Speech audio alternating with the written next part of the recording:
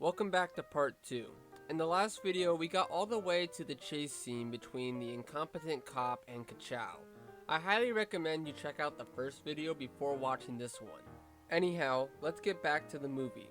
So the cop doesn't tell Lightning to pull over and doesn't try to communicate with him, like, at all.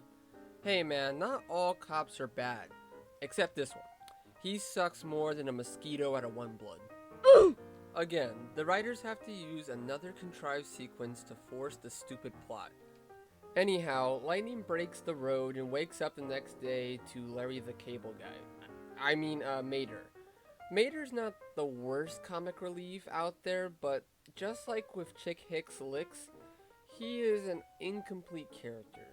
He doesn't have any bearing on the plot, and you could just take him out of the movie altogether and nothing would really change.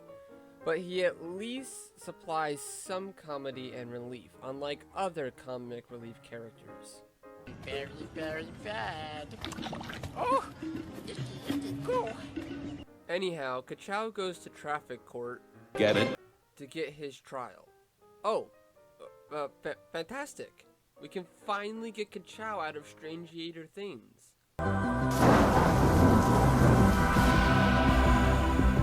He'll just call his agent and he'll send some help. He'll send like a lawyer who can help, or they just pay for some professionals to fix the road, and Owen Wilson will leave this stupid hick town and get on with the damn movie, right? Oh, you'd like that, wouldn't you? Alright, you've all seen the movie at this point. You know where this is going. Of course we can't follow logic in this movie. Despite having a court system near identical to human courts, Lightning McQueen doesn't get a phone call. Okay, maybe, let's give the movie, like, every benefit of the doubt here. Maybe it has an excuse, like, maybe they don't have phones in this world. Ooh, I needed this. Hello? Is this Lightning McQueen, the world's fastest racing machine? Is this Harv, the world's greatest agent? And it is such an honor to be your agent that it almost hurts me to take 10% of your winnings and merchandising and ancillary rights in perpetuity anyway. Shit. Okay, well, maybe they don't have phones in the town. It is a backwards hick town. Maybe they don't have phones in the town. Hey, are you Doc Hudson? Yeah. Thanks for the call.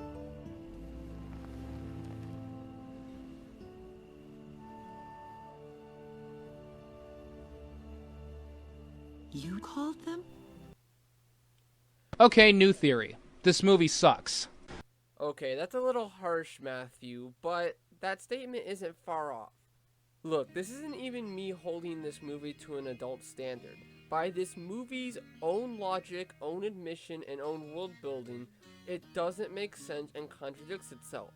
Literally a scene or two ago, they show Lightning on the phone with Harv, his agent. I've said it before and I'll say it again. This whole sequence is contrived. He should have his phone call. If he had his phone call, the movie would be over by now. Why wouldn't he get a phone call? So the movie can happen. Gotcha. If the movie followed its own logic, it would literally be over. Or at least wouldn't take place in this stupid ass town. Anyhow, Lightning gets a one-day trial with no real lawyer and immediately is given a punishment. He has to fix the road. Wait, what? What? What? What? What are you talking about? How's he gonna know how to fix a road?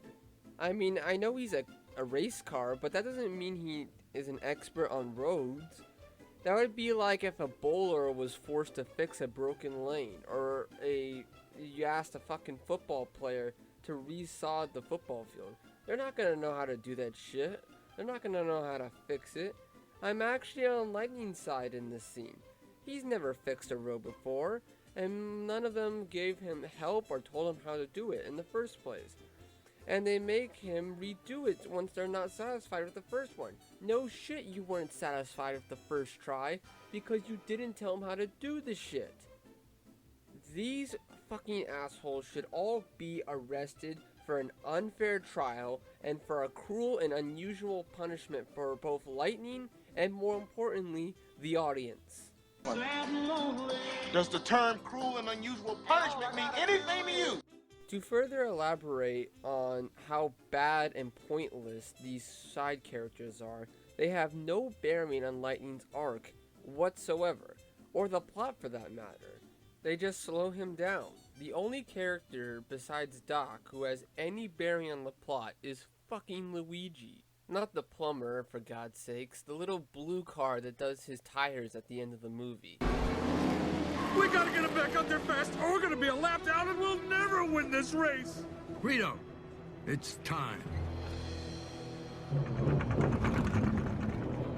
Hey, Tiny, you gonna clean his windshield?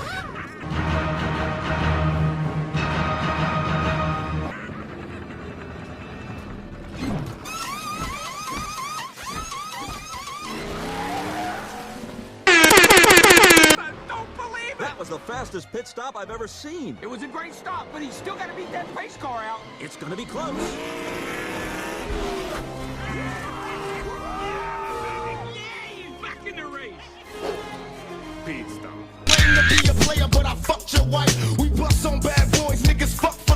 Yeah, remember that guy? Don't blame me if you didn't, because he's a pretty useless character and is only here for this one minute detail. Oh, wait. His name's Guido. I think that has something to do with these characters being so unmemorable and unforgettable. That's why I got the names mixed up. I'm so sorry. Anyways, you could take out all the characters from Radiator Springs besides Doc and Luigi out of the film and nothing would change in the overstory and plot. Maybe the cop needs to be there because, you know, he has to keep Lightning there at town. But now you can see why earlier I said in the video that the only two characters worth a damn in this movie are these two.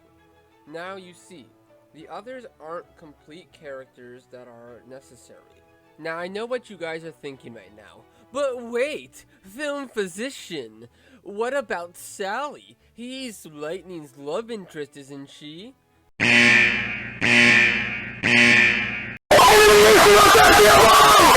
Oh yes, I forgot. Yeah, Sally. No, she doesn't change anything, okay? She's just a simple love interest. There is no deeper connection with her and her character. She doesn't change or evolve throughout the film, and she doesn't have any direct influence on the plot besides getting Doc to say, hey, let's keep this guy here against his will and make him fix the fucking road. Thanks a lot, Sally, you useless prick. Why are you even in this movie? Did anybody like Sally's character when they were watching it? Can you remember one thing about her that made her stand out? I mean, the tramp stamp on her ass? I don't know. She is quite literally the textbook definition of a cardboard cutout love interest. And in the end of the film, she doesn't even fucking go to see Lightning race. She doesn't go with the rest of them. She stays fucking home behind in Radiator Springs, the fucking hellhole. What a fucking bitch, am I right? And she stays there. When if there was a true connection between her and Lightning, she would go there and be there in person to support him through the race. I mean, in fucking Cars 2 does this better. In Cars 2, she actually goes to London to see him. Alright? I mean, people are saying Cars 2 is bad. Because it is. And Cars 1 is amazing. No, Cars 1 is also not that great. God.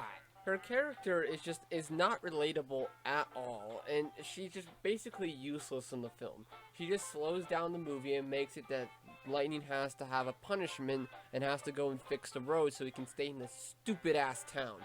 Fuck Sally. She's not a good love interest. She's a poor love interest, and she's just a fucking plot device used by the writers in order to force the stupid ass storyline at Radiator fucking Springs. I mean, honestly, please, anybody watching this video, if you truly, please tell me what Sally does in the film. Like, something she actually does to help move the plot along. I'm drawing a blank here. She does nothing. She's useless. She's pointless. She's literally thrown in there for the sake of having a love story in the movie, and it's not even a genuine love story that we like to watch. It is utter bullshit. Fuck Sally. She's a terrible character. Don't ever bring up Sally's character to me, ever. we talking about again? Oh yeah, we were reviewing this piece of shit movie.